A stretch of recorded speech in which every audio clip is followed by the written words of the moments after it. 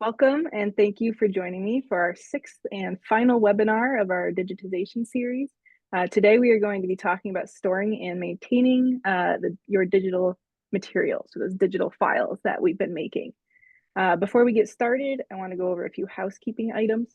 This session is being recorded and will be available to rewatch. You will receive the slides and the recording in an email following this presentation. The recording will be posted to our YouTube channel. You can find that NNYLN. Information presented today is a combination of my experience as a practicing archivist as well as research that I've done. We are starting with the basics, so it is definitely not comprehensive, but a place to get you started. And if you have any questions as we go along, please feel free to drop those in the Q&A section or in the chat. I will do my best to answer them if we come to natural breaking points, and I will certainly leave time at the end to address questions. So if you are joining me for the first time, my name is Caitlin, and I'm the Special Collections Consultant here at the Northern New York Library Network. I grew up in the North Country in Franklin County, New York, and I found my love of local history during my time as an undergraduate student at SUNY Potsdam. My exposure to archives there led me to go on and get my master's degree from Simmons College, now university in Boston, Massachusetts, where I specialized in archives management within their library and information science program. Since then, I have been a practicing archivist in Massachusetts, California, and now New York. My first job out of grad school was as a collections photographer at the Northeast Document Conservation Center. That's where I really got my start in cultural heritage imaging and photography. I've also worked as curator and archivist for a private town historical society and as an academic archivist at a smaller liberal arts college. As I'm sure many of you do, I had roles at small institutions, so I got to wear many hats. And one of the tasks that I got to tackle at a couple of the institutions involved developing digitization and digital archives preservation programs. Part of why I love this field so much is that I constantly get to learn new things. I try to stay up to date with trends and tools in the field through professional trainings. Most recently, I became a certified digital archive specialist through the Society of American Archivists, which means I got to learn how to care for digital materials. The goal of this series of webinars has been to provide resources and knowledge to empower you to develop your own basic digitization program. I know that everyone has unique backgrounds, experiences, and collection challenges, so I've tried my best to share information in hopes that there is a little bit of something for everyone. The webinars have been designed to build on each other, but you can also be viewed individually. If you have missed any or want to review parts of previous webinars, they are available on our YouTube channel. So throughout this series, we have created plans and documentation to define what our program will accomplish, our digitization program, what that's going to accomplish, and the steps that we're going to need to take to get there. We've also created new files. We talked about imaging, how to actually use scanners, our cameras, things like that, and how to process those new files that we make from our original material according to kind of archival and cultural heritage standards. So now that we have all of that work done, we now have all of our brand new pretty digital files. So what do we do with them? Today, we're going to talk about what we might want to do with those digital files and make sure that we can save them, preserve them, and use them well into the future. We want to make sure all that work we did can be used for as long as possible. Since every institution has different resources, we're not going to discuss specific tools or solutions. Instead, what we're going to talk about are functions that you're going to want your tools and your platforms to be able to do, so you can pick the tools that are going to work best for you. So today we are going to talk about what digital preservation is, and then how to assess your current capabilities. We're going to look at one assessment tool that you can use at your own institutions, and we'll walk through that tool looking at the core functions that I mentioned that you're going to want to be able to do to perform digital preservation and for your digital preservation program to care for those digitized files. Finally, we're going to look at a resource that can help you find the right tools to be able to do the digital preservation functions. So what exactly is digital preservation? It refers to all of the actions required to maintain access to digital materials, to actually make them work, be able to find them, be able to open them. This includes ensuring that there is continued access as technology, staff, and organization elements change. Our goal, much like with physical records, is to make sure these files can be found and used for years and years to come. Um, so we have to know what kinds of care or functions are needed to do this for digital materials. We know how to, put things in archival sleeves and boxes for physical materials. What kinds of steps or functions do we need to do to take care of our digital files? So some of these functions, as we're going to keep seeing that word come up, include knowing where the file is stored, being able to verify that the file is the same and hasn't been changed in any way, and that we have tools and technology to be able to open the file to view and use it. So why do we care about all of this? Why does digital preservation matter at all? Why is it important? Chances are we are keeping digital files, as we mentioned, so that we can use them, learn from them, let researchers use them, and we want to use them in the future. So in order to make sure these files are around and able to be opened, we have to preserve them. Preservation is very important for digital materials because digital materials are actually very fragile. What do I mean by that? What does it mean for them to be fragile? Digital files are vulnerable and they can be easily lost or unable to be accessed. Maybe you have a file on your computer that you've tried to open and then you receive a pop-up that says that there's some kind of an error and it won't actually display. So why does that happen? For one, digital materials usually rely on specific technology, so some kind of a device or some kind of like a software application to be able to be used and opened. So when we were learning about image resolutions, we talked about how image files were made up of tiny, tiny little bits and bytes that the computer stores in a language that it and the software can understand. And then understanding this language is how it can reconstruct and make the picture for us when we go to open the file. But technology changes very, very quickly, and some of these changes can result in software no longer being able to understand those bits and bytes of information. It doesn't have the dictionary or the language code to be able to know what that means anymore. So think of even what you had for technology, say 15 years ago, the phones, computers, laptops. Those all understand things in a different way than our newer equipment does. So digital preservation allows us to take action to intervene in our digital files to make sure that they can be understood and translated so that newer technologies can use them, open them as they come along. So digital preservation is something that requires active effort to keep up with this ever-changing technology. So how do you do digital preservation? What does that really mean? And the answer I hate to give, but unfortunately is true, is it depends. But I will make it more clear than that. As we have talked about throughout this series, what solution works best for each institution is going to rely on what resources, funds, tools, staff, expertise, knowledge, and time that you have available. So even within one institution, these factors will change over time. Now, you may have heard of something called a DAMS. This stands for Digital Archives Management System. This terminology is often referring to some kind of software application or platform that is used to organize, store, and retrieve digital files, digital materials. So that sounds great, right? How do we get that? In some cases, there are companies that you can pay a subscription to, and they bundle digital preservation functions all together into this one-stop shop type service to do this type of work. That often comes with a price tag. Sometimes that can be a pretty hefty price tag, especially depending on how much stuff you're trying to store and preserve.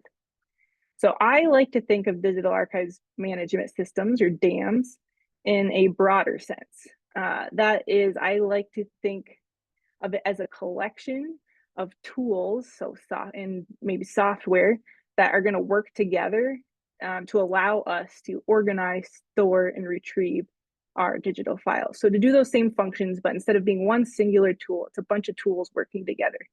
From my experience working at smaller institutions, this second approach has been more realistic to align with the limited resources that I had. Today, I'm going to focus on what a digital preservation program needs to be able to do these types of functions so that you can identify tools that will align with your needs. So we're going to think about digital preservation today in this broader term of the combination of tools to make this system. No matter what kind of system you end up with, you will want to make sure that you have consistent procedures and accurate record keeping to make sure that your institution knows the status of your digital materials and can continue the care for them even if staff changes occur. So how do we know what our preservation program needs to be able to do? In order to ask that question, we're first going to need to know what the current status is, what's currently happening with your digital files at your institution, particularly those that we want to preserve as part of our collection. So if we think about what we've been talking about in this program, we're probably thinking about those files that you just finished digitizing from your original materials. So this means that we want to gather as much information as we can about the digital materials. So including things like their storage location, their size, how big are those files, what kind of file formats are they in? We've talked a lot about still images. So we had TIFFs and JPEGs. We also talked about PDFs. So all these different versions of our image files. We also want to talk about information about the files or metadata, as we've talked about a little bit. So that could be things about the content. That also could be information about the file itself, how it was created, by who, on what machine. And we also want to consider the management of files, so on. So we want to gather as much information as we can about this digital content that we have. Luckily, the National Digital Stewardship Alliance, or NDSA, has developed a great tool to build or assess digital preservation programs. In case it's small on my screen, I'm going to drop a link to this in the chat. Okay.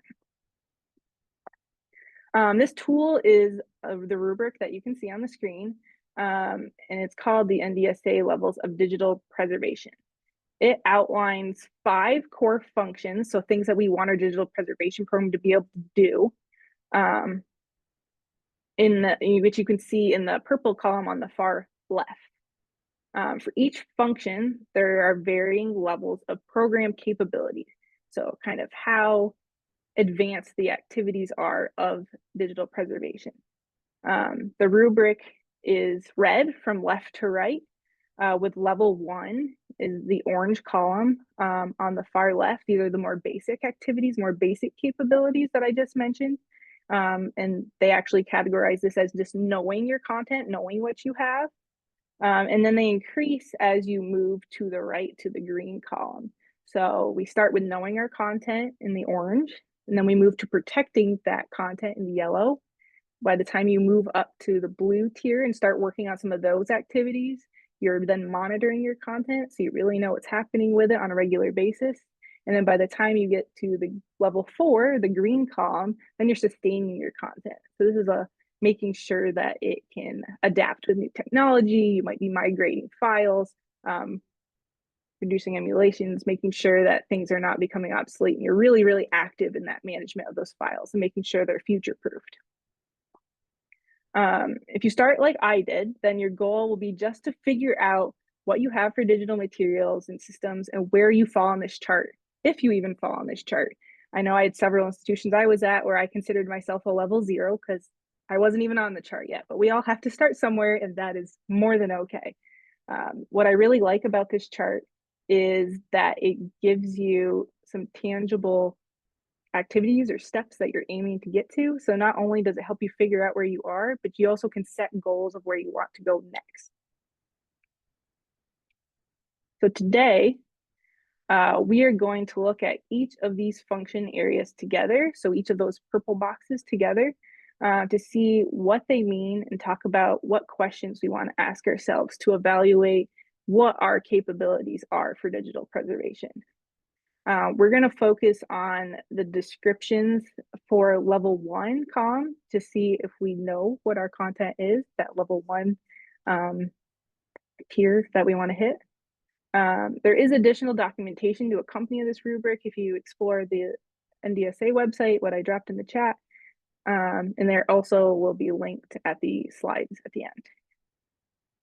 I do want to note before we move on that it is entirely possible that you will be at different levels for different functions. So maybe we'll see as we get into this, but you may not be on the chart at all for one function area, but then you may have already checked off some boxes of activities in another one of those purple function areas. So you just kind of see where you're at and keep going. So the first function area that we're going to look at, so the top purple box, is storage. And this is where we get to dig in to figure out where are the digital files located? Where is everything? And if you just digitize content, maybe you know that, but if you're kind of thinking of digital preservation a little broader, which is what we're going to do for a lot of today, this could be all of the digital content for your archives that you have amassed over the years that you want to start thinking about and putting together. So this may seem simple on the surface, but it requires a lot of digging and investigating. Actually becomes a lot more complex than maybe first appearing. So we'll get into some more of those specifics on the next slide, and how we might want to think about all the nooks and crannies things could be tucked into. But to start, here are some questions to consider. So where are your digital files? What kind of devices or systems are they stored on? Is the storage only used for digital preservation? What you'll see on the chart, they call it stable storage, or is it mixed up with other stuff? That's not just the archival material you want to be preserving. Where is the storage physically located? And how old are these systems, especially for physical media? So there are 3 digital preservation activities listed in level 1, so in that orange part of the chart of knowing your content for the storage function. We're going to focus on the middle one to start. So document all storage media where content is stored. As I mentioned in the last slide, this may seem like an easy question, but do you really know where your digital materials are stored? There's some types of storage that actually can be tricky to know where is that file actually living and where does it look like it lives. So did all the materials, so here's some example questions, like if I were doing this that I would want to brainstorm. Did all the materials get moved off maybe that old computer that you're not using anymore? Did the files from a hard drive that you use for a scanning project make it to where you store the rest of your files? What individual devices do you have at your institution or in your department that could have digital files on them? So maybe these are laptops, phones, desktop computers, tablets. Also think of storage devices that are solo individual things, so external hard drives, USB drives. You may even have older media sitting on shelves or in drawers like floppy disks, CDs, DVDs. Certain types of tapes can store data, so think about that. So that's individual items. So then what shared networks do you have at your institution? And could they have files on them? So think of servers, some kind of networked storage or folders. An even bigger beast, what do you have for cloud storage? So think of things like Dropbox, Google Drive, OneDrive. Who has access to each place in the cloud that the files are stored? Is it just you? Is it some kind of a shared department or institutional drive? Also think about what would happen if another staff member, if you were to leave or another staff member would to leave. Would people lose access to the files that you had? Who actually owns the files and can change and move them around? Who pays for the cloud service? And what would happen if they stopped paying or if they changed the service? And do you rely on finding files by searching something like an email? Is that the only place that they live, is in your email storage? And finally, one more thought to think about where else things might be tucked away. Do people have content on their personal devices? Especially in today's world, it's very easy to be logged into an email or work from a personal laptop and remote in. So have things accidentally been stored locally from doing this kind of work? Did someone take photos of an event that haven't got shared that you want to make sure you save for your institutional programming? So think about that. It's very easy to have those things tucked away in different places. So your first job is going to be to think about all the places that digital files could live and write down where that is. Once you know where they're stored, you are going to aim to put that content into some kind of a dedicated storage that's only for the things you're preserving for the long term and not get mixed up with other stuff. And then the third activity on that list that we're going to strive to achieve is to create a backup of that storage that we kind of dedicated only for our collection materials and store that in another location.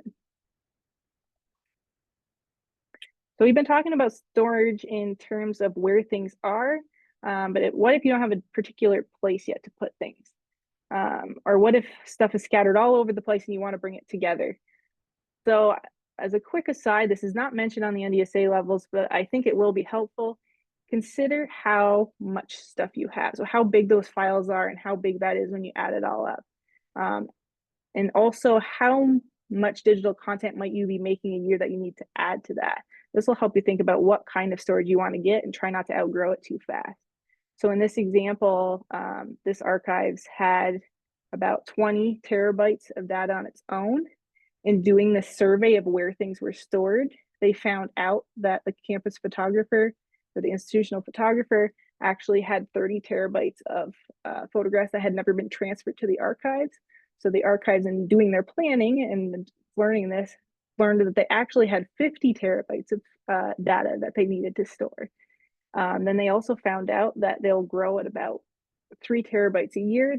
The photographer would make 2, and the archives anticipated 1. So you can see over a 10-year span that 50 terabytes of data was going to grow to a little over 80. So these are really good things to keep in mind as you're planning. And having this knowledge ahead can also help you advocate for resources and plan for resources to maintain that digital preservation program going forward. So the second function area of our digital preservation levels is integrity. So integrity is information about digital content that can be used to verify over time that that content stays the same, is whole, it's unaltered, unchanged. There's 2 types of verifications that we're going to talk about today. So checksums are like a digital fingerprint for your digital file. This digital fingerprint is taken and documented after time passes, or if the file is moved around, potentially changed in some way, then a digital fingerprint can be taken of that file again and compared to the original. And if they match, then that means it's unchanged, which is exactly what we want. Another way that content in digital files can be verified, and this a lot of times will happen, especially at the beginning if you're getting new files into your donation, into your system as a donation or something, is to perform a virus check. So a virus check will allow a computer program to scan the digital files for any kind of viruses, threats, malware, and all those scary things you're warned not to click on in your emails, to make sure that they are not present, so you are not putting your computer, your network, your institution at risk by having those kind of infiltrate your system. So this kind of work is usually done on it's called a quarantine machine, so it's not hooked up to the internet or anything, so that if there is a problem, it won't get into your system. So for level 1, looking at this chart of digital preservation, here are some questions we want to ask ourselves that's related to integrity. So do you have checksums or integrity information, that fingerprint for each file? Do you have a way to check them? Can you make or generate those checksums? Do you have some kind of a tool to do that? And have you or can you check for viruses in your content? And if you do have a problem, do you have a way to quarantine it or make sure it's kept away from the rest of your systems? That was kind of a quick one. So now we're moving on to function area 3. This is control. So much like the little picture, we want to think about here who has access, who is able to actually manipulate and work with the digital files that we're seeking to preserve. So questions you may want to ask yourselves is, Do you know which people should be able to access and manipulate your digital files? And do you know what software applications should be able to access and make changes to your files? So what exactly do these questions mean? We want to determine what people and what software programs are going to be allowed to look at, edit, move, and delete digital content.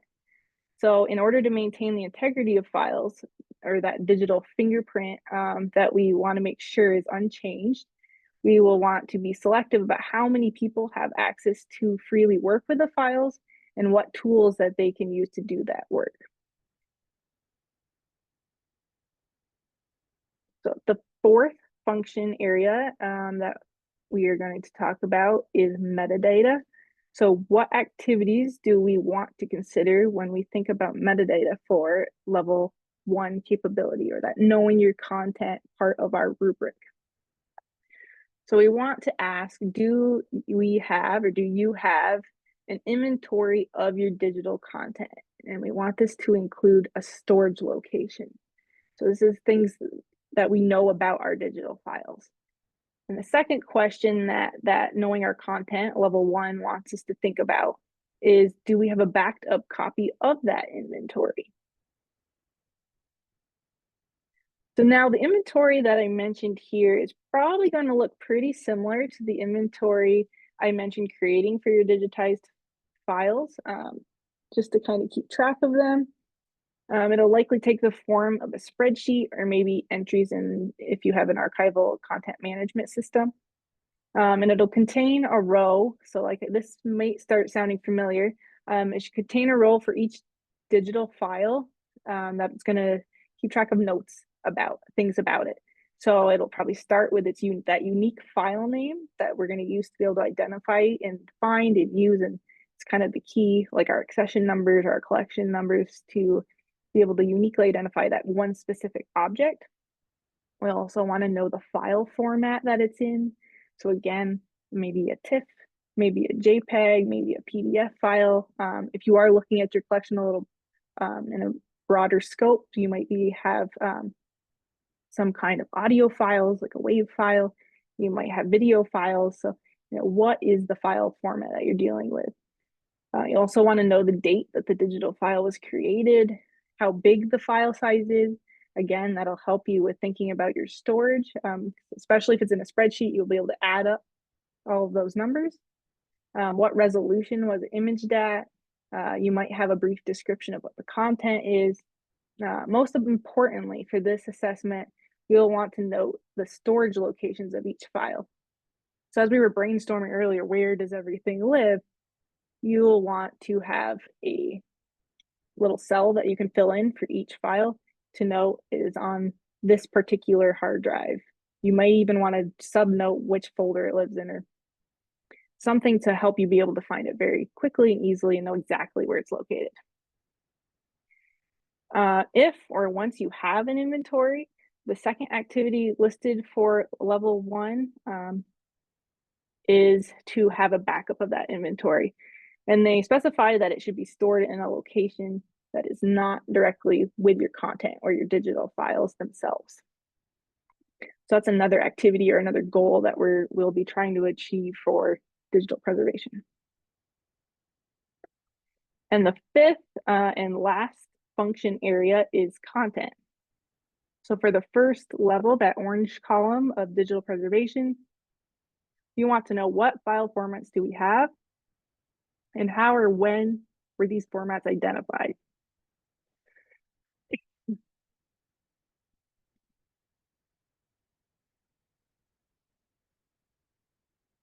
So the answers to these questions can likely be included or may already be included in the inventory that we were just talking about in that last metadata function area. There are special tools out there to help you identify exactly which file format you have, down to the specific subtypes. To be good record keepers and to help future caretakers, it's also important to keep track of when you identify the specific format and what tool you use to do that. As files become obsolete or they're not able to be read by the computer anymore, or understood by the computer anymore, really, we often have to intervene to make it so that the computer can understand them again. So documenting file formats that we have in our collections can help us identify files that are at risk of becoming obsolete as technology changes, or that won't be able to be opened anymore because they are only able to be opened by very specific software, which then will allow us to intervene before it becomes a problem. This is especially handy because you can search your spreadsheet. If you know there's a certain file format that you know is going to become a problem, you can search your spreadsheet to identify every single file that you need to go and address. And so you almost make yourself a little inventory checklist of all the things that you need to take care of.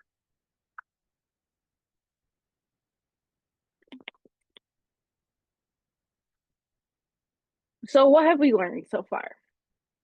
We talked about the NDSA levels of digital preservation, this assessment tool, to learn how to read it. So we have our function areas in the purple, and then we have our increasing levels of activities, of digital preservation activities that get more complicated, more advanced as we move from the left, that orange level 1, up to the top level 4. We also looked at each of the 5 core functions, or each purple area, to know what they consist of, particularly for the basic digital preservation activities in that level 1 category, which is knowing our content. So using this assessment, we should be able to get an idea of what our institutions can currently do and also where we have gaps. And knowing this, we can set some goals and identify which activities we need to work on.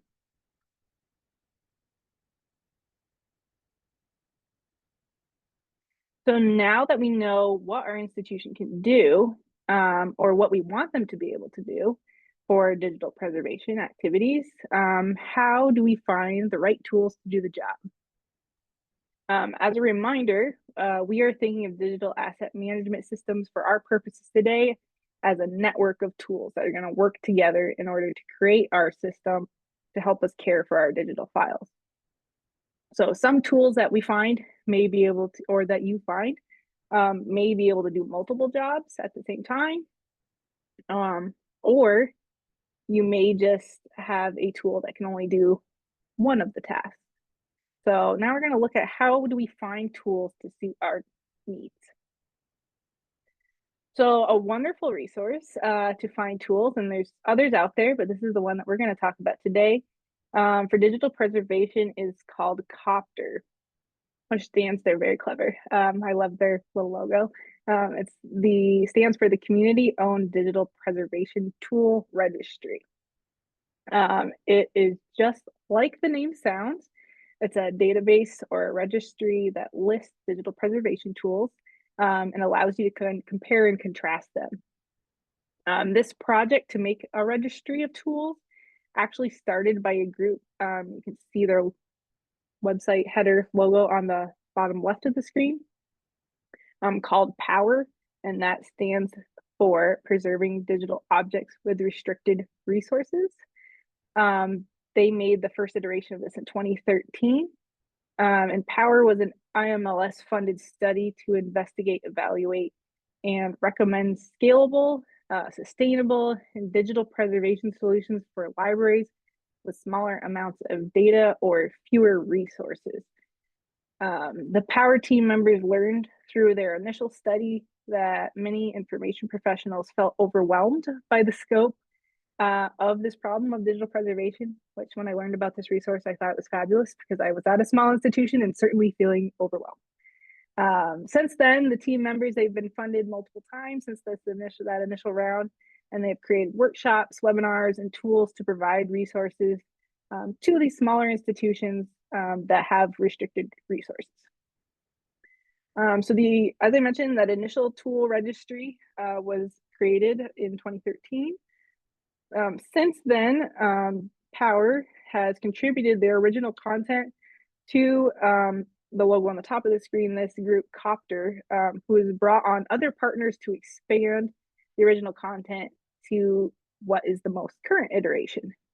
Copter is a community contributed wiki group that's seeking to capture information about digital preservation tools to present them in one place with the same goals of that original tool grid.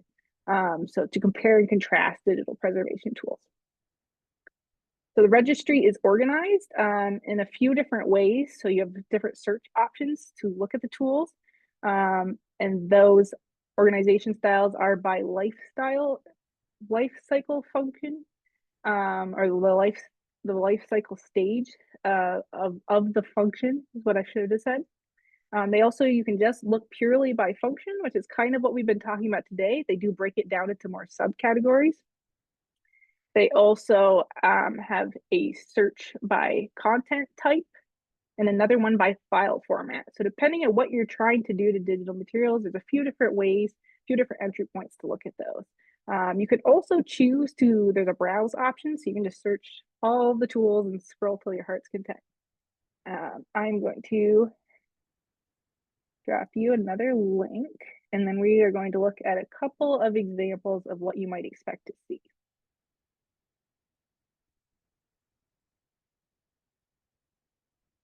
Okay, so here is our first example. I made up a little scenario just to have us have something a little more tangible to look at. So in this example, I am wanting to verify file formats. So in the content function of looking at that NDSCR or rubric in the content function, we talked about how we want to know what file formats we have. So the TIFF, JPEG, maybe video files, we want to know what those are because that's going to help us plan to take care of them. So in order to do this, I am going to start on the main page and then I'm going to search by function. So on the left-hand side of the screen, you can see what happens when I say I want to search by function, tool function. So my goal is that I want to verify file format. So I'm really focused on what file formats exist.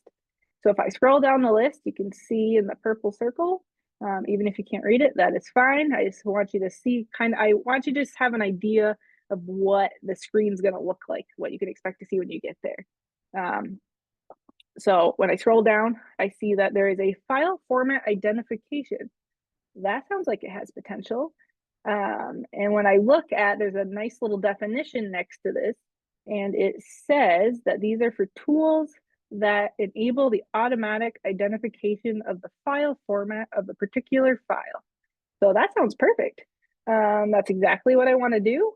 So I'm going to click on that, and it's going to bring me over to another page, which you can see on the right-hand side.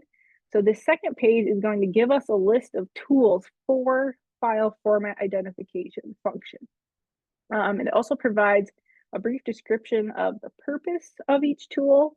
From here, you can explore the list to learn more about each tool to figure out which one might be best to fit your needs and even your tech skills. A lot of these are open source, so a lot of them are free, but that means they might have different levels of tech savviness required to use them. So it's worth exploring, clicking on them, learning more about them. You maybe even want to download a few and test them out to see if they might be a promising candidate. So this is kind of a stage to learn and test some things out. So let's do one more example so we can look at the registry in a slightly different way, look at that search function in a new way.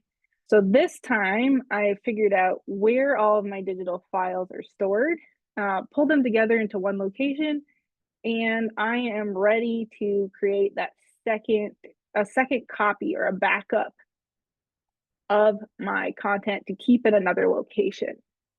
So that's what was mentioned in the storage function area. So after we had all our content, we wanted to have them dedicated storage and I have a backup of that storage.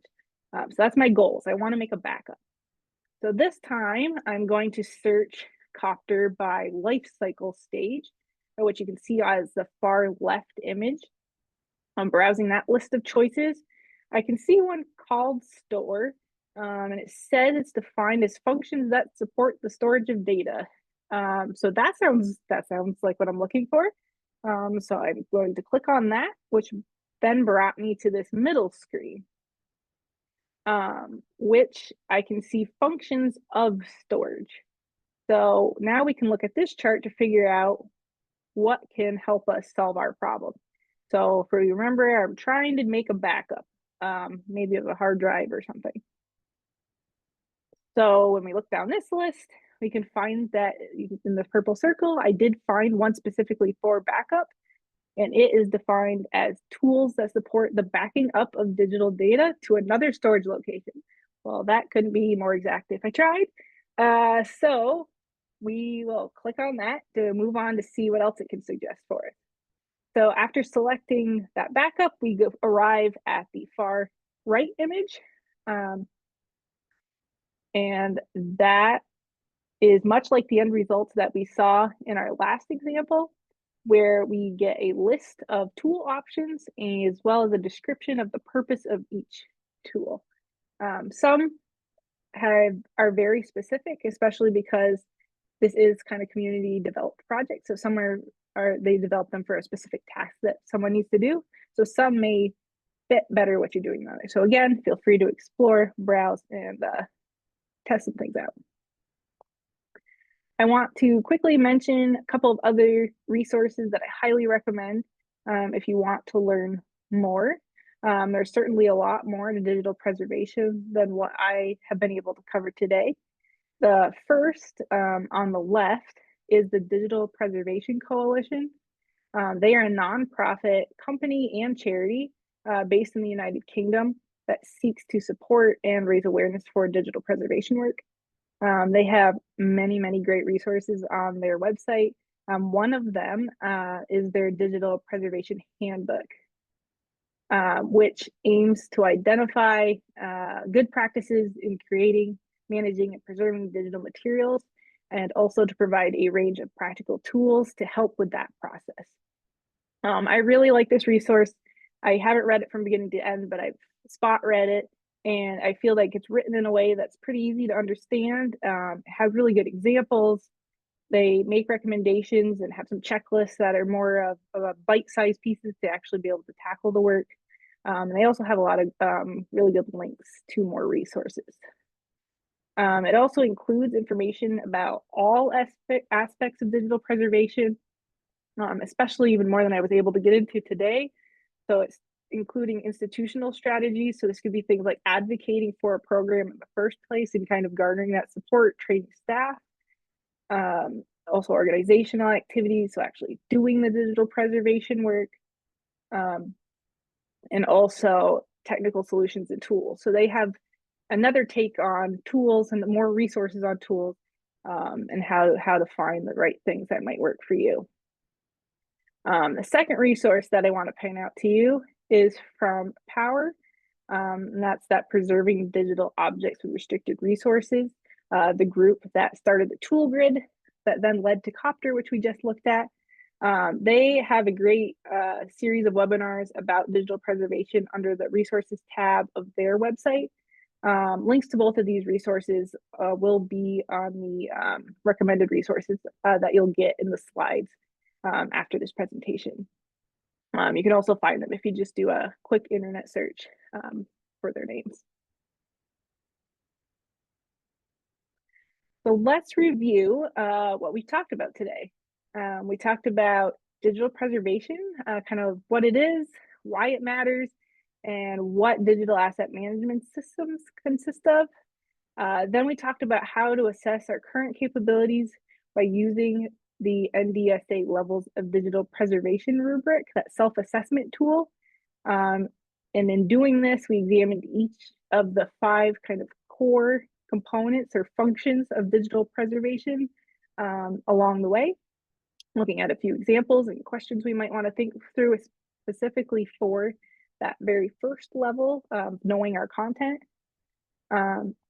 Once we know what digital preservation capabilities we had or that we needed by using that assessment tool, we learned how to find digital preservation tools using Copter. that tool grid. And then finally, we just looked at some additional resources to keep learning about digital preservation. As technology changes, digital preservation and the practices are also constantly changing.